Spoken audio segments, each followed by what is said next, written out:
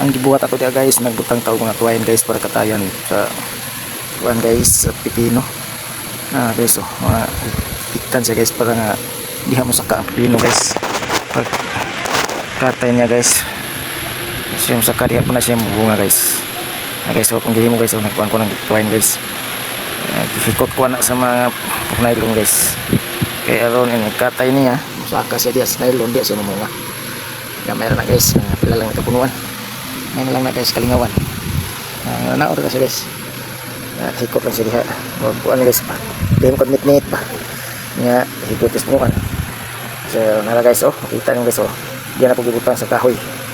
Para nga mahikot siya, inikatay niya itaas. Diha siya musaka. Mao na siya guys.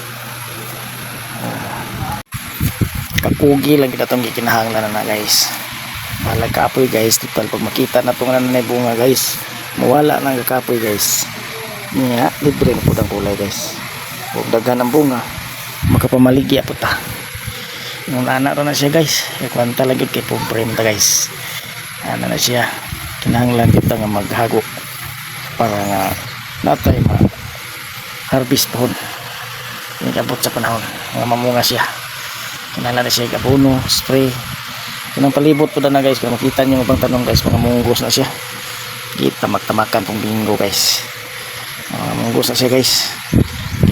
Ikuha na po na, kulong-kulong siya para naikatayan, naikasakaan guys ba. Anak na siya guys. Simple lang kayo nga trabaho guys.